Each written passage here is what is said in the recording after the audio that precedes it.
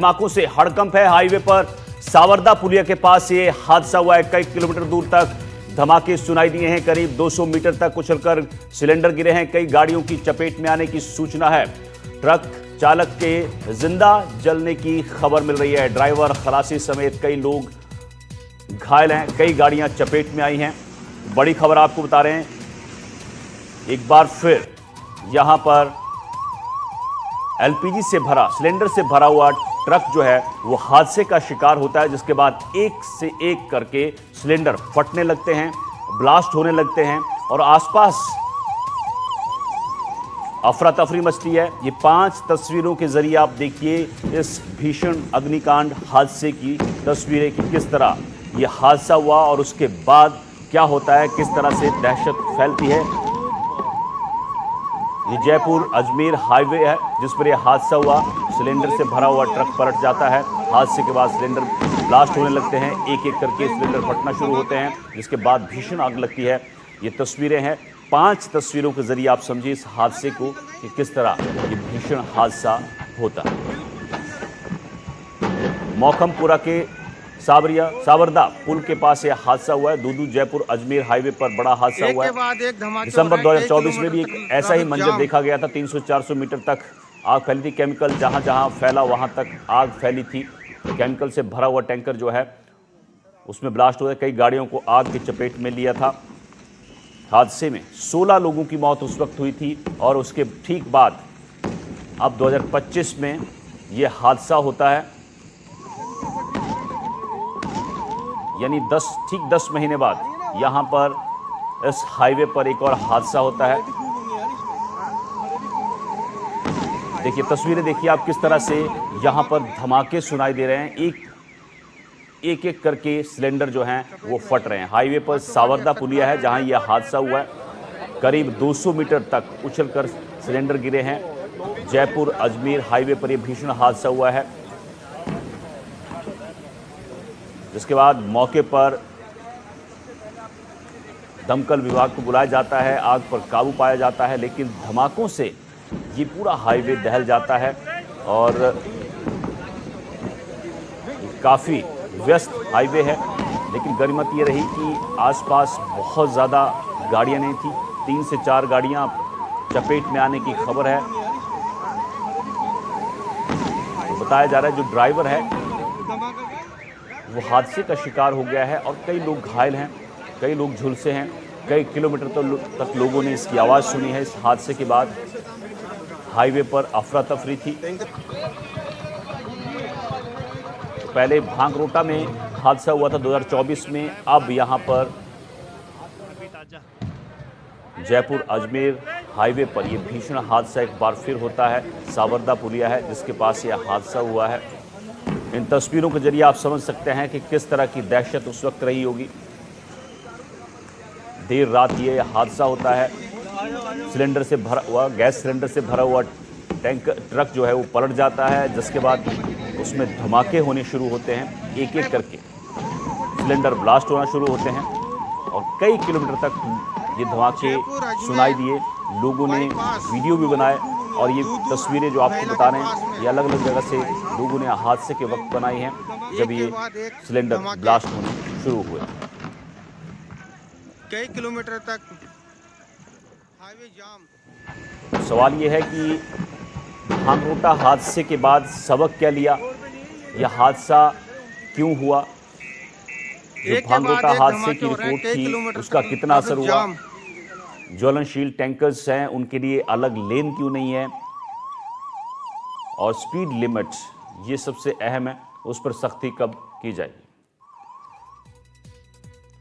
तो हादसे में कई लोगों के घायल होने की सूचना मिल रही है, वहीं एक व्यक्ति की मौत की भी सूचना है। इस हादसे में आपको बता दें कि 4 से 5 गाड़ियां थी जो चपेट में आई हैं। वहीं ट्रक का ड्राइवर जो है उसकी मौत की खबर है।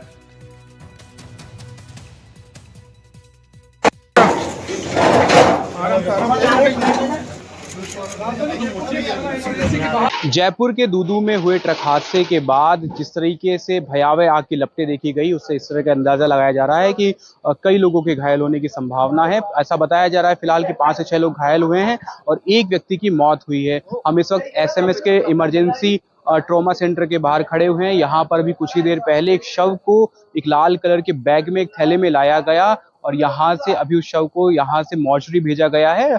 जो यहाँ पर अधीक्षक हैं डॉक्टर मृणाल जोशी, उनसे हमने बात की तो उन्होंने बताया कि आगे ये जो डेड बॉडी है इसी तरह का प्रतीत अभी हो रहा है और इसे आगे अभी मॉर्चरी भेजा गया है। एफएसएल की टीम इस पर जांच करेगी, जो अन्य तमाम तरह की जांच है और डीएनए टेस्ट होगा, उसके बाद इस जो ये शव है उसकी शिनाख्त की जाएगी। लेकिन देखिए किस तरह का भयावह यह हादसा हुआ कि जो शव है उसे एक पैकेट में लाया गया, एक थैले में लाया गया शव के अवशेष को। तो इससे अंदाजा लगाया जा सकता है कि क्या वो भयावह मंजर रहा होगा जब हाईवे पर वो आग लगी और जो एलपीजी सिलेंडर से भरा हुआ ट्रक था उसमें आग लगी, ब्लास्ट हुए। लोग बता रहे हैं कि 200 से 300 मीटर दूर तक जो सिलेंडर है जो ब्लास्ट के बाद में वो वहां पर जाकर गिरे। विश्वास शर्मा, एनडीटीवी।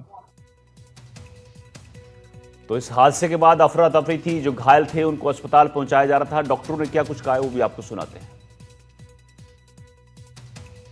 5 से 7 की जिला प्रशासन और चिकित्सा प्रशासन से सूचना प्राप्त हुई है, लेकिन उसके आगे का डेवलपमेंट नहीं हुआ है। बट हमारी टीम, इसके बारे में मैं जानकारी नहीं दे सकता, जिला प्रशासन दे सकता है, लेकिन हमारे एसएमएस का प्रशासन हम सभी मौजूद हैं ताकि अगर किसी भी समय पे मरीज आते हैं उनकी वैकल्पिक चिकित्सा व्यवस्था हम करेंगे। तो बड़ा भीषण हादसा हुआ है सावरदा पुलिया के पास। इससे पहले 2024 में आपको बताया कि किस तरह से यहां पर एक हादसा हुआ था, लेकिन उस हादसे के बाद भी कोई सबक नहीं लिया गया।